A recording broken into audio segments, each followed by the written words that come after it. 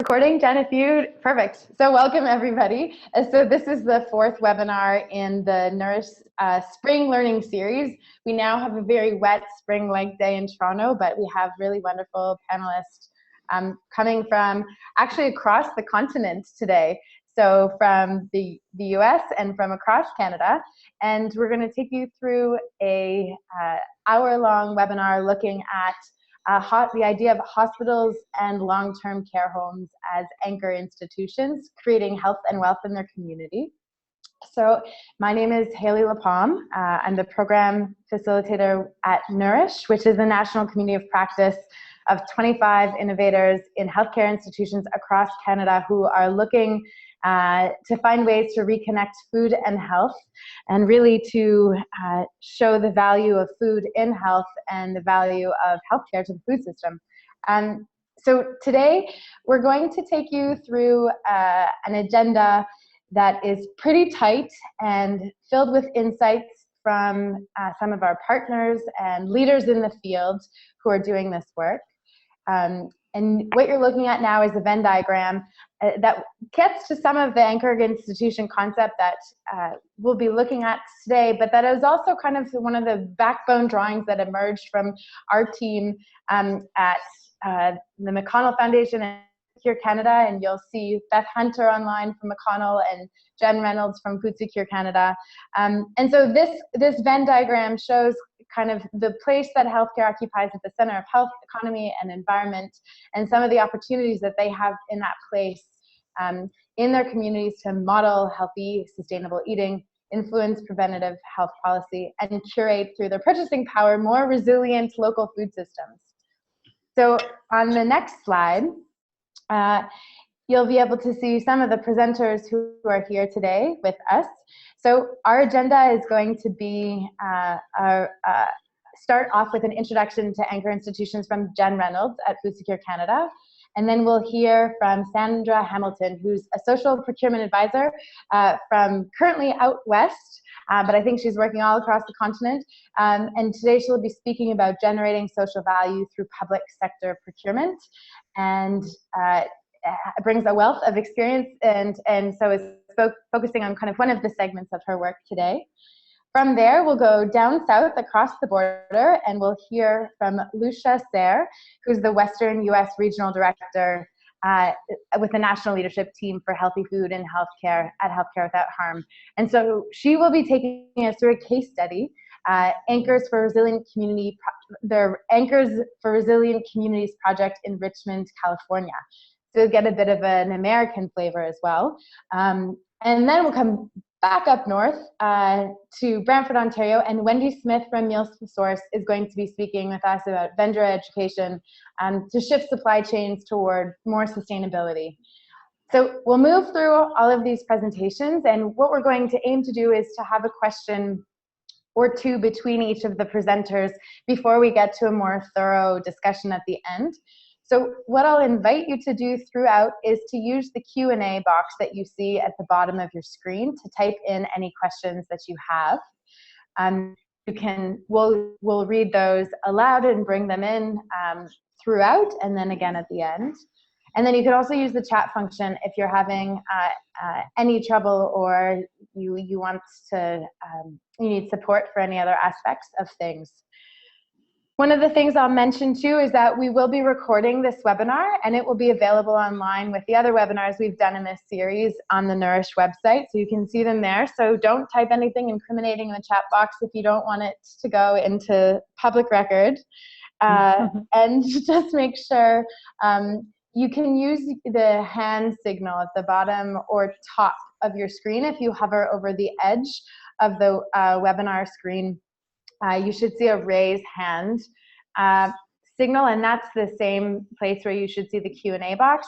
You can use focus on the Q&A box to type your questions, but then if you raise your hand, we'll try to also give you audio ability so you can speak and ask your question. So unless I've missed anything, Jen or Beth, I think we'll hand it over to Jen to kick off our presentations. Okay, great. So hi everybody, really excited to be part of this really interesting conversation, and we're going to do our best to all keep our slides and presentations to a good time so that we can have a great conversation with you. Just for some of you who might be new to me and the organization I work with Food Secure Canada, and we are a national alliance working for healthy, sustainable, affordable food for all.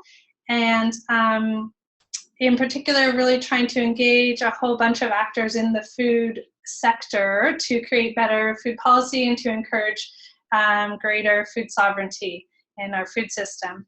And we've been working with the McConnell Foundation for the past several years on shifting institutional food procurement to support local sustainable food systems, and are an active partner in Nourish.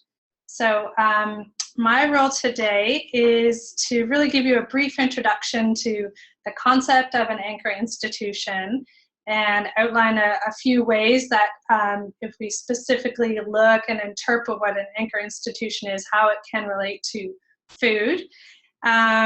So that this can be a framework for you as you listen and interact with the other presenters who are going to be taking a deeper dive into various aspects of this work related to procurement and mechanisms for better connecting the various assets that we have with our public institutions for more holistic change to create health and wealth. And so we're going to be giving some examples from Canada and the US. So to answer the question, what is an anchor institution? There's lots of different qualifiers for that depending on the source you look at, but in general, it's a large public or nonprofit institution that's rooted in a specific place. And really, I guess, working against these trends of globalization where, capital flight or businesses, may be the main employer in an area until, certain things structurally change for them, government subsidies, and they'll move to another location. So an anchor institution is one that's basically rooted in its place and tending not to move. So these tend to be, larger facilities like hospitals and universities and other nonprofit institutions. And they really often have significant resources and economic power related to the purchasing of goods and services, being probably often in many regions with the biggest employer. They have a lot of often investment options or decisions they could make that could be harnessed, and often owning a lot of land. And I think this plays out a lot in the American context more related to urban agriculture. We'll get more into the specifics of that. And an anchor mission is basically the idea of how these institutions who are already doing their best to meet their mission can take a broader vision of that and to see their mission as being related to the communities in which they are embedded and how they can align their resources with ways to leverage economic development that generates health and wealth.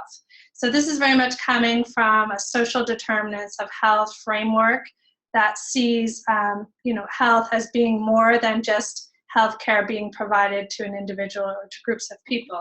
Health is related to many social factors, economic stability, social cohesion, access to education. So this is sort of trying to look at ways to align the mission of an institution, but also to see it aligned in a bigger sense of how community health and wealth is connected or potentially is driving people who are using that institution. And in particular, I think that really resonates with healthcare. So we see many reasons why people are using healthcare systems are related not just to a disease burden, but they're related to social factors like food insecurity. So there's a really great resource. So the anchor institution concept, sorry, I'll take a step back, is more developed in the US. There's lots of great organizations. You can have a search and have a look. The Democracy Collaborative, Kaiser Permanente, Healthcare Without Harm, and Lucia with us. She's going to provide some more information about what work Healthcare Without Harm is doing around anchor institutions. But in Canada, the Mowat Centre and the Atkinson Foundation have developed a few sort of briefing papers on anchor institutions, so there's a link there. And I think it's a really great starting point for sort of understanding this idea of conscious anchoring of capital, jobs, and other opportunities locally. And I think this sort of magic or secret sauce of when these strategies are pursued in addition to a core mission around education and healthcare, there's a really amazing potential to make communities stronger by every measure. So I really recommend that you have a look at that. And then I'm just going to have a few slides to sort of narrow this down because it's such a big, broad topic of how can hospitals and long-term care facilities pursue anchor missions specifically related to food, and take you through a few, just three ways we could sort of try to narrow that lens. And I think part of what's so interesting about this work is looking at not only starting with the food sourced and served in an institution, but how can we better align sort of where that sits right now, which is seen as non-clinical assets of a hospital or long-term care facilities, with the clinical aspect. And I think you're seeing some of this starting to emerge with a bigger and broader understanding of the malnutrition issue, for example. And I think this is something hopefully we can have more of a discussion about, of where you see those opportunities to better align clinical and non-clinical aspects of care around food. So just 3 examples quickly to take you through. So modeling. Modeling is one really powerful way that institutions can address some of these factors of health, of unwellness, I guess, in society. So addressing food insecurity, supporting healthy eating, education, and demonstrating that with the food that's available to the public. And then initiatives that increase access to healthy and local food. So just a few of the initiatives that fit into this kind of framing are fresh fruit and vegetable prescriptions, again, which I think are more abundant in the US, but there are some pilots here. Prescribing income security. So this is, again, another example of that, combining a clinical and non-clinical asset as a way to try to increase health. And then around the increasing access for healthy and local food, of looking at ways that healthcare facilities can be nodes for food access. So some hospitals in Canada have started farmers markets, and numerous ones are also pick-up points for community-supported agriculture baskets. Another way that institutions can be anchors is related to purchasing, and we have 2 really great panelists who are going to really go deep on this, but just to frame it in a big bucket. So local food purchasing generates regional economic spin-off, which addresses the, helps to build stronger economies and provide employment. Another factor of sustainability of shifting supply chains to sustainability with purchasing decisions and helping to support. So this example here of the picture of antibiotic-free meat, which has lots of really important impacts. And then using purchasing power specifically to increase employment opportunities for underserved communities and owners of businesses who come from those communities. So this is a big part of a lot of the anchor institution work, particularly in the US, and I can direct you some resources if you're interested in that part. I think Sandra will speak to that as well. And then another big bucket is policy change. And this is, again, another way, sort of actually bringing the purchasing and the modeling part together, is putting it into policy. And there's the 2 levels of where an anchor institution or a mission mindset can thrive, which is in the institution's policy itself. Creating healthy eating environment policies, I think, is one that is really catching fire. And I wanted to put this, I don't know if Tina's on the call, but this is a recent initiative from the IWK Health Center in Halifax, where they've stopped selling sugary drinks, and they are offering just water to patients and staff and residents. And then an advocacy role of encouraging and facilitating the healthcare perspective, healthcare institutions to engage in more systemic issues that impact all of us in society. So an example of that being work and efforts to mitigate climate change. And specifically, one example we often talk about is strategies to change menus to use less meat and potentially to use those cost savings to purchase better meat, and as a part of the effort of the mitigating the climate impacts of diet. So, and just a final slide of just some further reading if you're interested in kind of going deeper on this social determinants of health and anchor strategies. I think this is a really great resource produced by Bali in partnership with a number of other really important partners. So I think that's a great short introduction if you want to delve into that. So I'll turn it back over to Haley. Thanks, Jen. And so for all of our attendees who are on the call, as you're hearing Jen go through, I love this definition, this idea of conscious anchoring, and then going through the modeling behavior, influencing policy, curating value. I hope everyone who's on the call, you're thinking through, hey, how is our organization already doing that? Or how might we already be doing that? And continue to ask that question as you go through, because I'm sure, you know, certainly for a number of our cohort members, but I think for other folks in the field, this is something that maybe we're putting a name to something that you already knew or you're already doing. So on that note, I'll hand it over to Sandra, and we'll do a deep dive into some of these areas. Oh, and she's muted, so I think Jen, you'll need to unmute her, or she can unmute herself. Sorry, I'll just have to stop sharing for 1 second. There we go. Okay. Great. All right, now I need to see my slides. Yes, I'll pull them up 1 second. Thank you. So just while we're waiting for the slides, I am speaking to you today from Fort McMurray, Alberta. And I have been working with municipalities across Canada to really look at how we add people back into that people, planet, profit approach to sustainability. All too often when we say the word sustainable, we're still talking about green. So we want to make sure that we don't forget the people in our public sector supply chain. Next slide, please. Oh, sorry. So a city that looks after its most vulnerable is a city that succeeds. That's Mayor Don Iveson in Edmonton. And I think what we're talking about here is the role of the tax dollar in looking after those on the margins of society. And so we need to be, I think, more conscious of building a more inclusive society and more diversity. And especially as we move forward, that's going to talk about employment. So my focus for today, I wanted to really look at, you know, what is the role and responsibility of healthcare in creating therapeutic and supportive employment opportunities for people living with mental health issues. The next slide, please, Jen. So this work started for me many years ago, and in February I was invited to address the WTO in Geneva, and the topic of that symposium was, what is sustainable government procurement? And I think the reason that Canada sent me to that meeting was I am talking about people.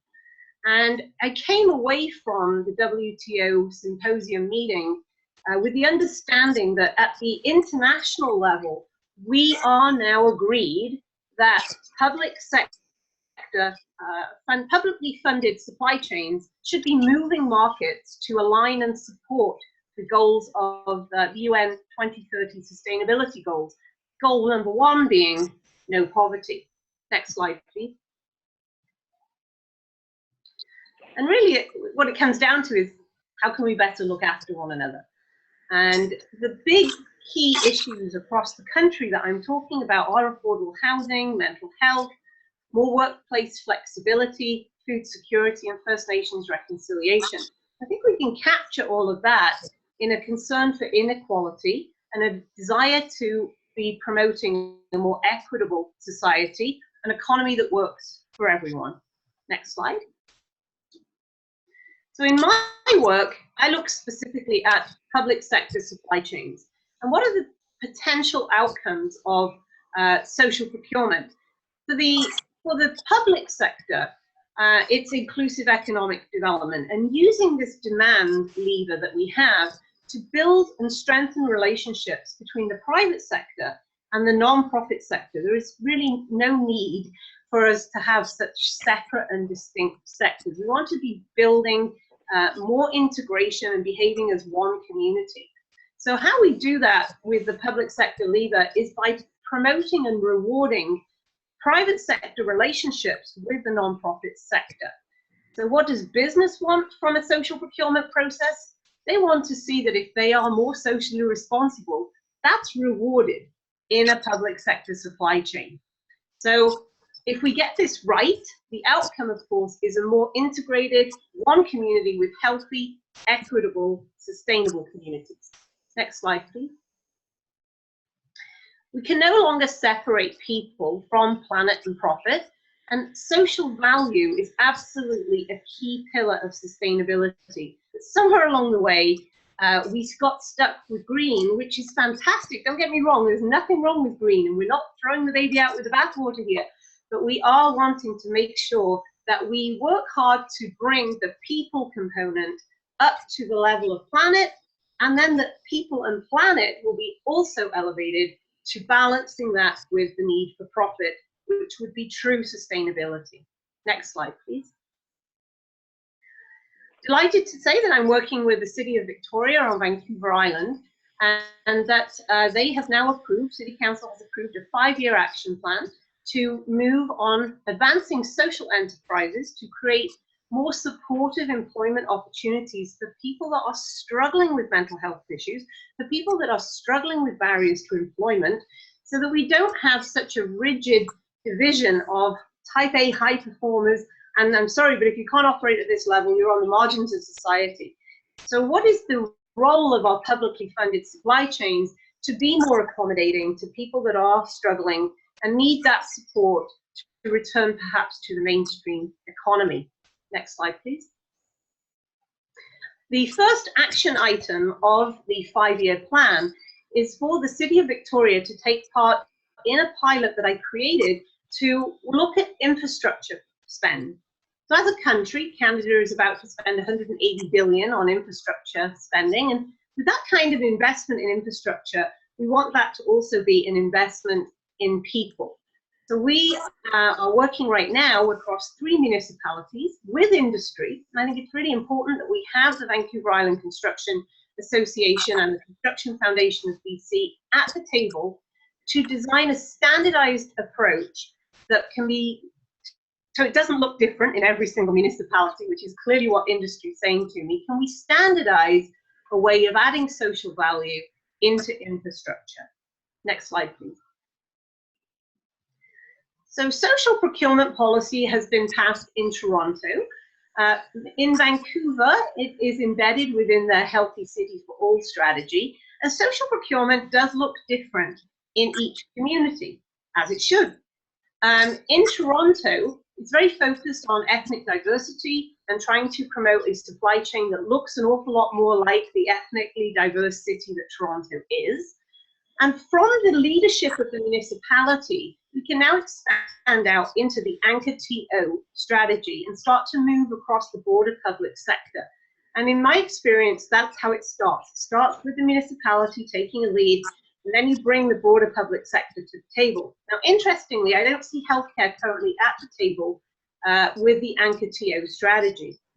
And I wonder if in local food or in promoting food, we're taking on a very difficult first step. Perhaps a first step in healthcare in changing the culture and the organization is to look at something as simple as a courier service. So I know that in Toronto, A-Wave Express Couriers uses people with mental health issues to transport documents on public transport around the city. But it starts the conversation on something that could be made, it could change tomorrow, on what is the responsibility of healthcare to be helping people with mental health issues, which is affecting us right across the country. The City of Vancouver's Healthy City for All strategy, Embers, is a social enterprise in construction that currently places 250 people every day in temporary on-call working opportunities in construction. That gives them supportive opportunities. Maybe they can only work 2 days a week. These are really important first steps that we're seeing happening in our major cities. Next slide, please. Today I'm talking to you from Fort McMurray, and this is a community that I've been working with for over a year, and they contacted me in advance of the fires. But since the fires, this has become an even more important strategy. So Fort Mac, or the Regional Municipality of Wood Buffalo, is the first municipality in Alberta to adopt the social procurement framework. And what we're doing here is aligning the public purchasing, tax dollars, with the people and economic goals of recovery. That makes tremendous sense. And social procurement is what I call the golden thread that literally weaves horizontally across all of these silos that we have and starts to pull things together and move markets where we need them to go. Next slide, please. And Sandra, I'll just give you your minute reminder. Okay, I'll try and wrap up. So next month, I'll be talking about this at the Alberta Nonprofit Housing Association. A very important opportunity to address mental health. Next slide.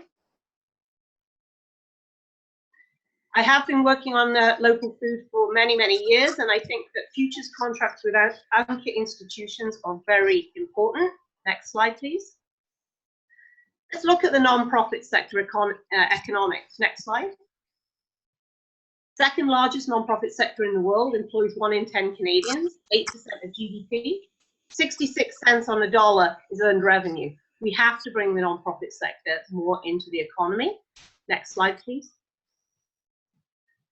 Take a look at the Stonehearth Bakery in Halifax. I'm not going to talk about that slide because I want to get to the next one. So we cannot keep applying vertical thinking to horizontal problems. Next slide, please.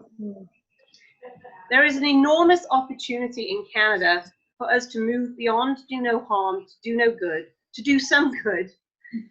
Do some good, I'll just repeat that. We need to be building non-profit, aeroponic and aquaponic social enterprise farms that provide not only the healthy food we're looking for, but the therapeutic jobs for people in need of mental health supports. I think this is a very big idea that I am starting to advance. Next slide, please. If we can take this new technology of vertical aeroponic farms in the middle of our cities, close to our anchor institutions, connect it to mental health and therapeutic employment on the back of stable institutional contracts, we can very effectively build community one contract at a time. And I'd like to emphasize that nonprofit organizations are excluded from trade agreements. It gives us a huge opportunity as long as it's nonprofit owned. Next slide. That's it. Thank you very much. Great. Thank you, Sandra. So I'll just remind everybody or let you know we'll be sending the slides out, so you will have them for reference. I think, you know, as you can see, Sandra has a breadth of experience outside of food as well. And I think one of the things I really take from this is just the need to create the incentives, or rather the opportunity for hospitals and long-term care homes to begin to change the rules of the game a little bit by creating the incentives for business to value people and planet. So I won't say more, and we'll pass it over to Lucia to go into her case study, and I'll just remind you to use the Q&A box and to continue thinking about how you see perhaps your organization already living out some of these anchor institution ideas or some of the places that you might like to be. So Lucia, over to you. Great, thank you. Can you hear me okay? Yeah, we can. Okay, great. Thank you. And thanks for the opportunity to join the conversation today. I'm the Western Regional Director of the Healthy Food and Healthcare Program of Healthcare Without Harm, and I'm based in talking to you today from Berkeley, California. So just to give a bit of background, Healthcare Without Harm has been working for the past 20 years to transform the healthcare sector so that it reduces its environmental footprint, becomes a community anchor for sustainability, and a leader in the global movement for environmental health and justice. We support health systems with the implementation of a sustainability agenda that includes things like green building, renewable energy, use of safer chemicals, healthier food, and climate resiliency. And under the umbrella of Healthcare Without Harm is Practice Green Health, which is our membership-based organization that supports hospitals with technical assistance and a network of over 1,300 hospitals nationwide in the U.S. to achieve their goals of improved environmental health. And within Practice Green Health, we have the Healthier Hospitals program, which helps health systems determine their sustainability goals and provides quantitative benchmarking and data tracking for achieving those goals. Next slide. So over the years, much of the work of Healthcare Without Harm has been focused on the internal operations of the healthcare facilities and how to help make their operations more sustainable. With the passage of the Affordable Care Act in 2010, an expanded definition of what constitutes community benefits, and an increased focus on addressing social determinants of health, the work has really shifted to what healthcare facilities can do also outside of their four walls. So Healthcare Without Harm is working with our network to introduce the concept of resilient communities and engage healthcare systems across the country in their roles as anchors. We're expanding from our original mission of do no harm to one of building community systems that heal. And I want to just take I want to provide a brief explanation of what I mean when I say community benefits, because apparently they are different in Canada. Hospitals that want to maintain their nonprofit status with the Internal Revenue Service in the U.S. are required to set aside a certain percentage of their gross for community benefit. And how those dollars are spent is determined by the hospital's community health needs assessments, which are completed at a minimum of every 3 years. So hospitals are now required to also create a plan for how those dollars will be spent in the community and to measure the impacts of those investments. And also the definition of what constitutes a community benefit has been expanded in the past 3 years to include much more opportunity for upstream investment. So we have the healthcare sector increasingly looking for innovative ways to support their communities. So our Resilient Communities Initiative is a strategy of really connecting the dots between individual wealth building, community-owned businesses, and anchor institution needs. Creating a resilient community calls for more local green businesses, which promote sustainability and provide jobs. For example, in California, the clean economy sector, it's actually a sector now, employs over 300,000 workers and is the fastest growing sector in our state's economy. Next slide. So according to the Resilient Design Institute, some of the factors that contribute to a resilient community are what you see here on the slide. Locally available renewable resources like food, water, and energy, diverse, simple systems for things like electricity, water delivery, and transportation, foresight into future conditions, basically climate change mitigation strategies, and social equity. And so building healthy, robust regional food systems is really key in this strategy of climate resilient communities. And we feel like healthcare has a really important role to play in this work. Next slide. So Healthcare Without Harm's Healthy Food in Healthcare program is where this work around building a healthier food system happens. Its mission is to leverage the purchasing power and the expertise of the sector to build a healthier system. The work is based on what we call an environmental nutrition framework, basically taking into account all of the processes that are part of the food system, as opposed to, or in addition to, traditional nutrition, which focuses more on nutritional content of food and food consumption. Next slide. And Healthy Food in Healthcare works to engage the healthcare sector in a variety of different ways, creating sustainable procurement strategies, aggregating procurement strategies among a group of hospitals, capacity building, clinical advocacy with some of our clinicians, and most recently, this community benefits investment strategies. Next slide. So what does this work look like in action on the ground? I'm going to describe two model interrelated projects that hopefully can help illustrate our strategies a bit more. And the first is called Anchors in Resilient Communities, and the second is My Cultivar. So about 3 years ago, Healthcare Without Harm teamed up with Emerald Cities Collaborative, which is a national nonprofit here working to create inclusive local economies, to see what we could do together to address the social determinants of health in predominantly low-income communities of color in Oakland and Richmond, California, an area known as the East Bay, which is across the bay from San Francisco.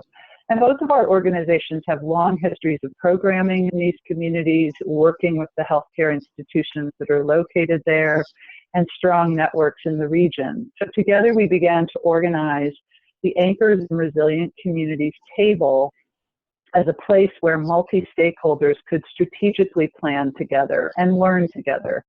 So our mission is to leverage the assets and capacities of East Bay Anchors to address the social determinants of health with a focus on meeting the needs of the underserved neighborhoods in Richmond and Oakland. So this is very much a geography-based initiative.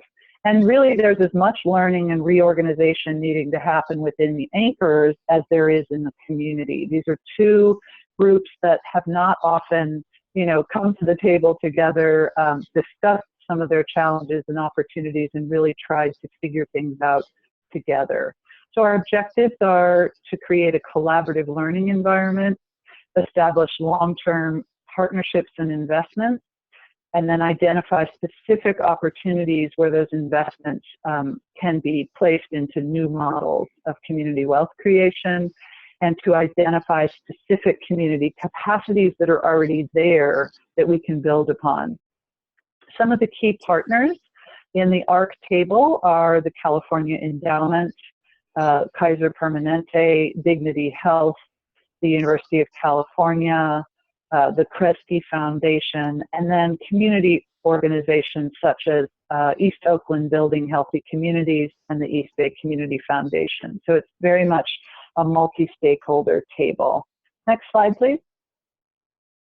And I won't go into too much detail here because you will get these slides, but as we were setting up the ARC table, we designed a set of principles for our engagement moving forward. And the first is multi-stakeholder engagement, shared governance, which is very important. Often when we have anchors and community coming together, it feels a bit like client and service provider. And we really, really wanted to create a space where everyone has a common mission and a set of principles that we're abiding by. And the third is to identify regional projects, and I'll talk about our first project in a minute. Systems transformation and anchor transformation. So we're really talking about trying to build robust regional systems that will be more climate resilient in the future. Next slide, please. So for the first 15 months of our project, we worked with the Democracy Collaborative, which some of you may have heard of, to conduct an assessment of the local anchors' needs for products and services and see where there was potential alignment, but also to find out what was the existing capacity and opportunities within Oakland and Richmond that we could help lift up. And so with over 200 interviews conducted during that 15 months, there were two major findings from that assessment. And the first was that in the East Bay Anchor Corridor alone, the combined procurement spend of hospitals, local government, and universities totals $6.8 billion a year. So, and this is just in the East Bay, not including San Francisco or the rest of the region. So tremendous amount of money that if we could even shift a small percentage of that, it could be profound in our local communities. Next slide, please. And the other thing that was determined in the assessment was three potential areas very ripe for project development.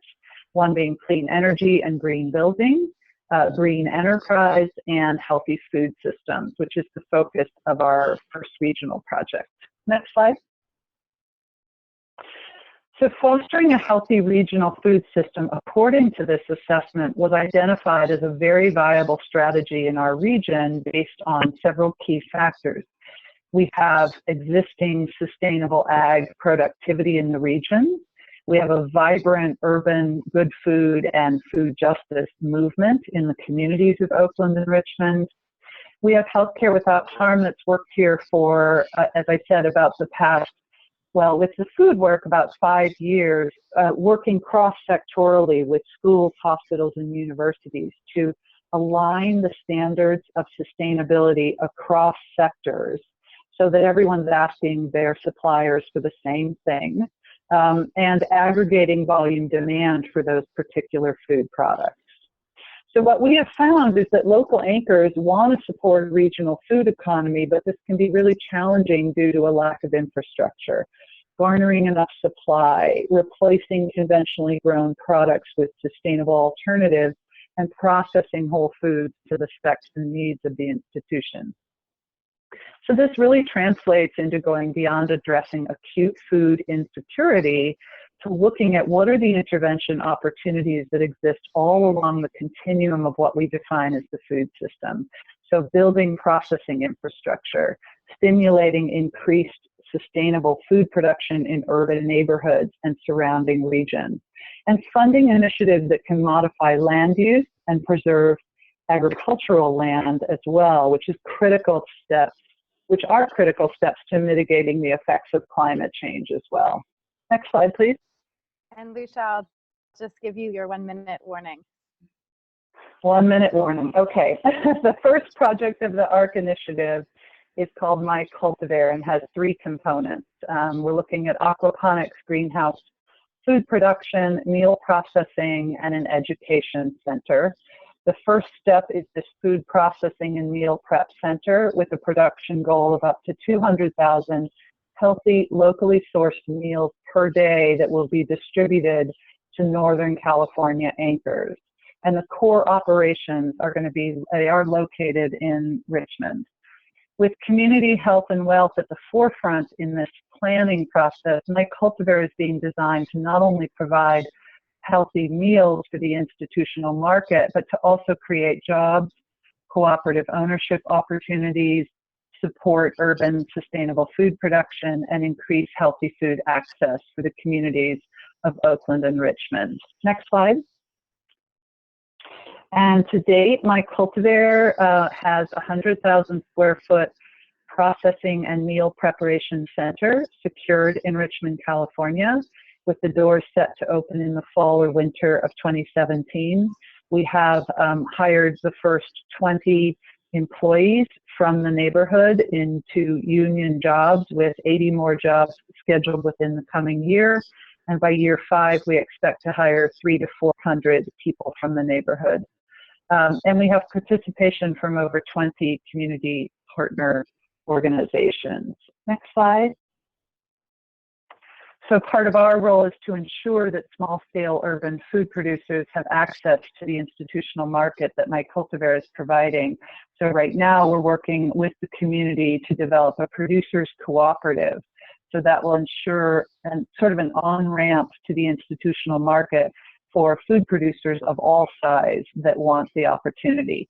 We really want to support the community in building a supply chain ecosystem, we call it, of businesses that will support this central facility. So sustainable food production, micro enterprise, services such as composting and food delivery, etc. Next slide.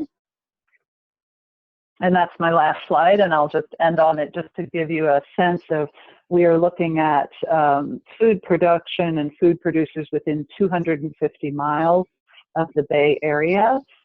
So this just gives you a sense of some of the food products that we are sourcing to be put into these institutional meals from our producers in the region.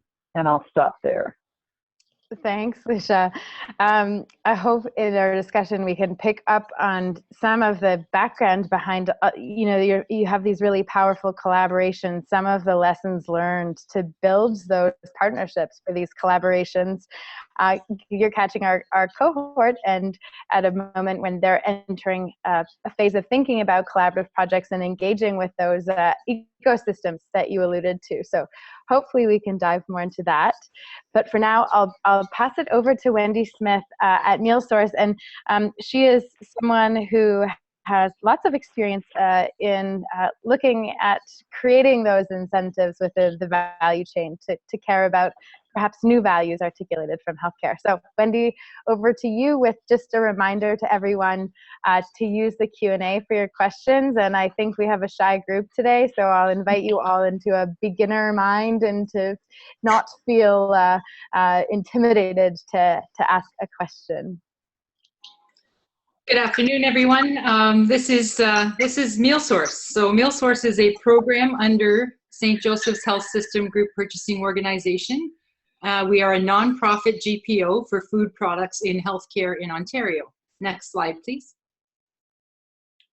MealSource started in 1992 in St. Joseph's Health System when the sisters discovered that St. Mary's was paying way more for food than St. Joe's. And it has since grown to facilitate contracts for 22 healthcare food service operations.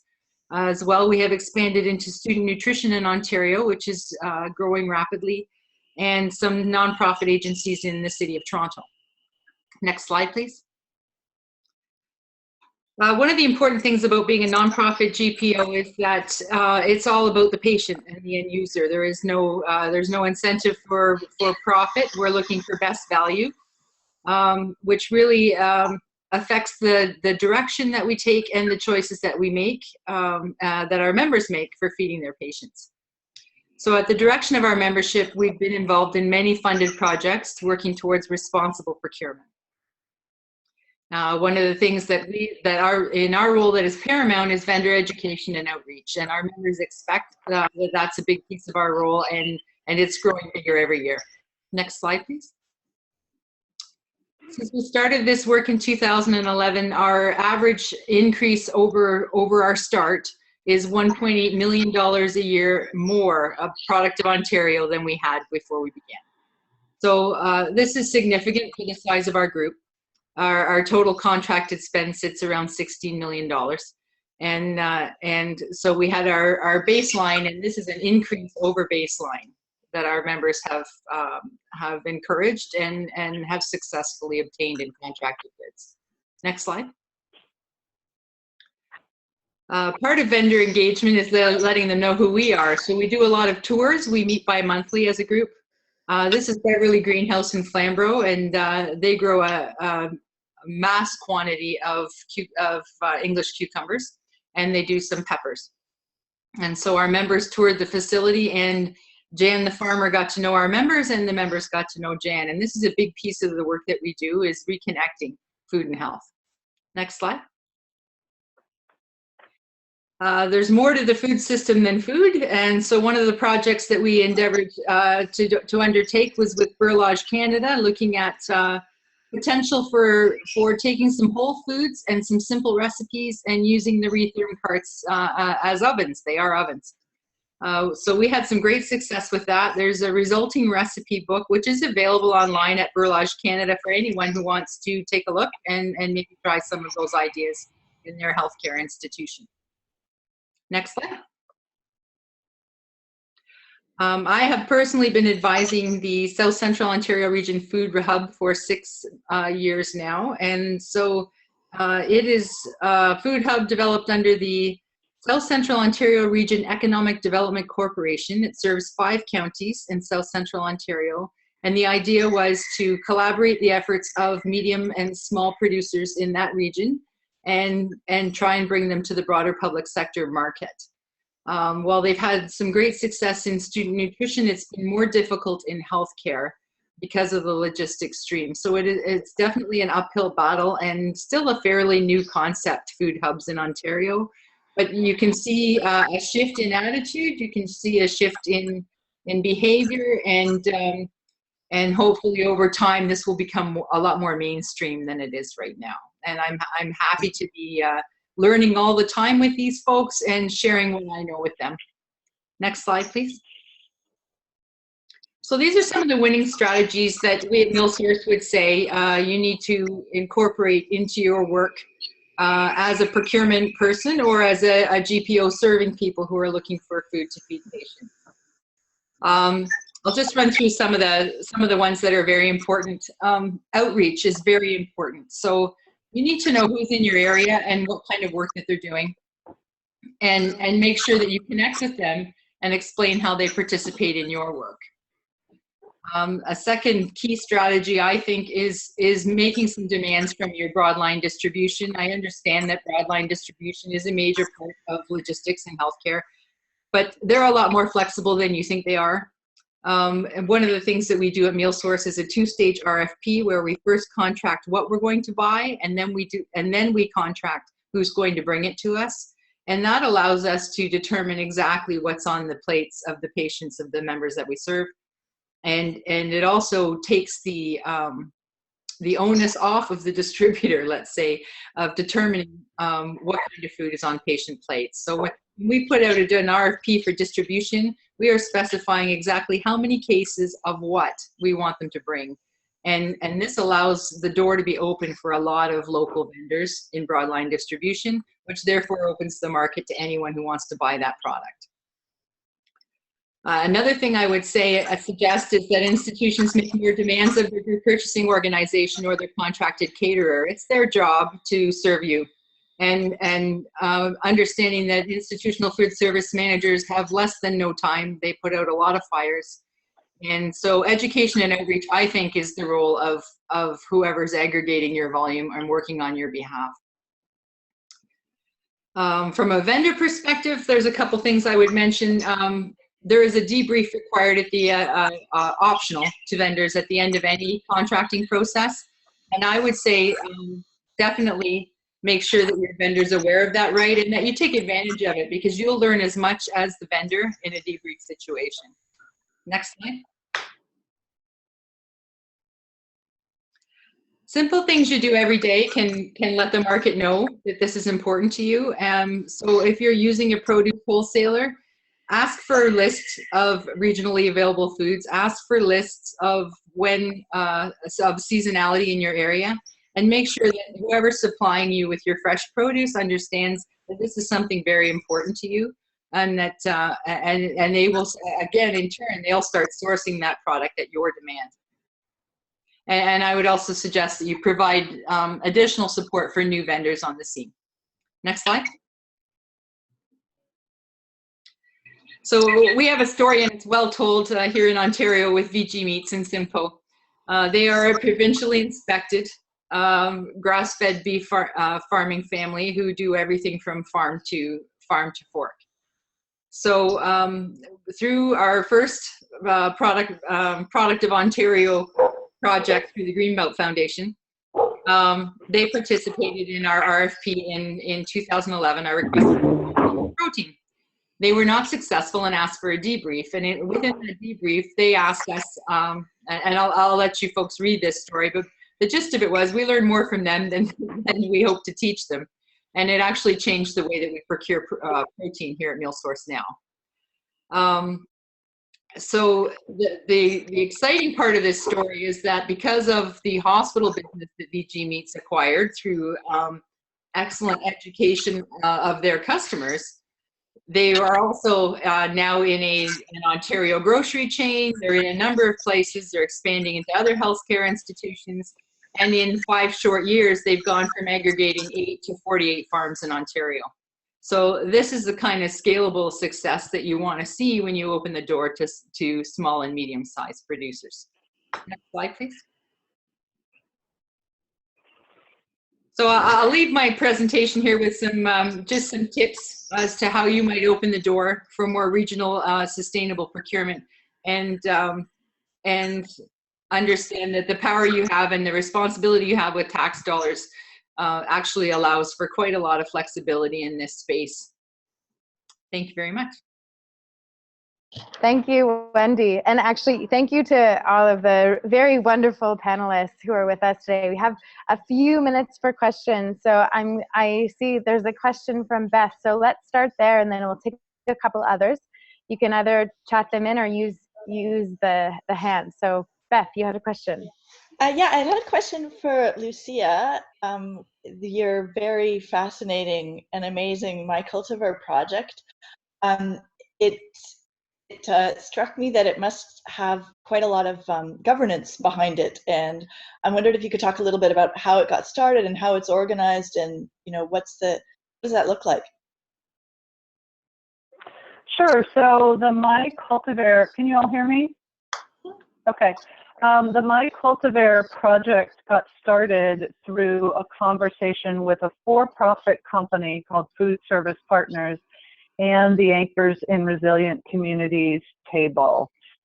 So together we are working on the development of My Cultivar as a standalone business that will transition within 5 to 10 years to 100% worker ownership. So currently, the My Cultivar facility that's being developed in Richmond is a subsidiary of Food Service Partners, which is a for-profit business, but they have committed to working with ARC to transition that to 100% worker ownership in 10 years. So the governance really happens at the ARC advisory board level, which includes representatives from Food Service Partners and several of the anchors and community groups that I mentioned in my talk. And then we also will have a MyC Richmond board, if you will, that will include community representation as well as nonprofit and FSP representation. Does that make sense? Is that clear? Great. Okay. Yeah. Is that okay? Good. I'm wondering if we can have a lot of the work that folks are talking about describes these community place-based collaborations. Do any of the panelists want to chime in with lessons that they've learned from that process of building those collaborations, or a shared ask, or a collective spend? Insights from that partnership building process.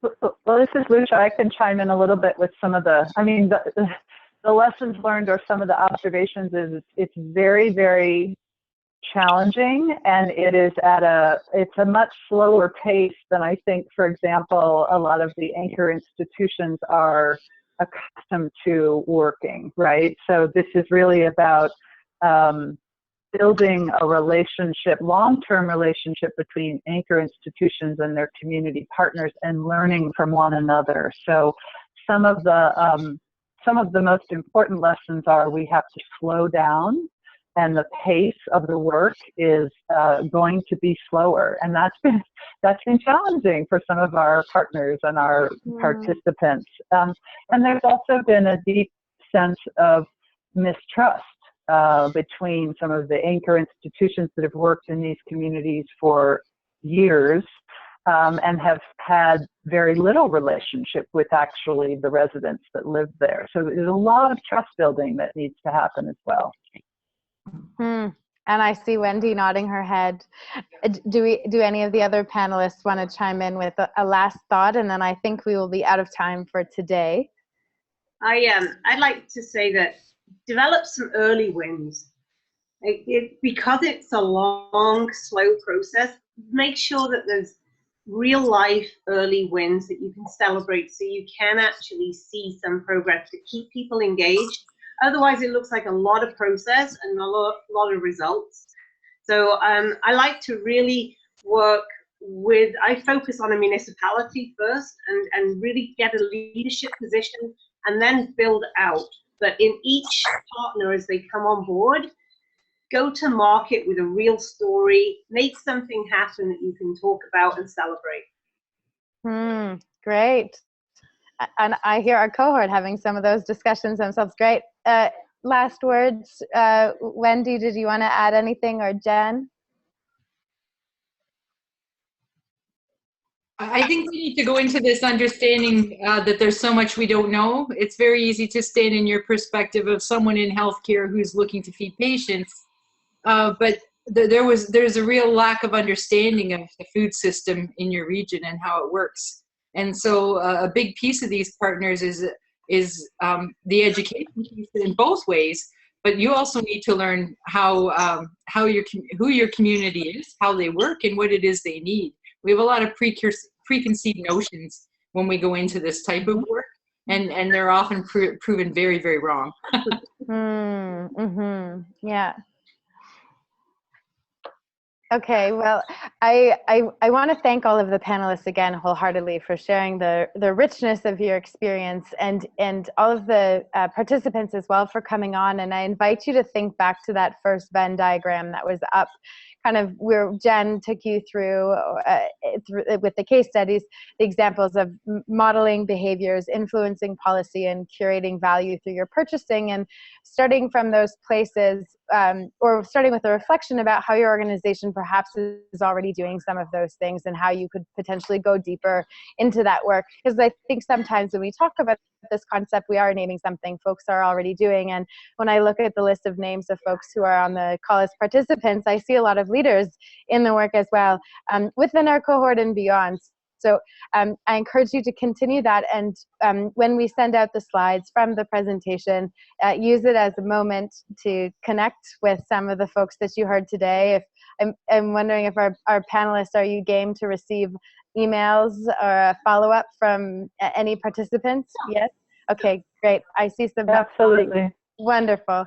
So you have at your what's the word, availability, some really thoughtful minds who are leading some of this work. So we'll wrap it up there and thank folks for coming out. Remember to look back on our website in a few weeks for the webinar, which will go live and you can share or revisit. And there will be an evaluation coming around with the slides. And I will just ask the cohort members to stay on for a cohort meeting. So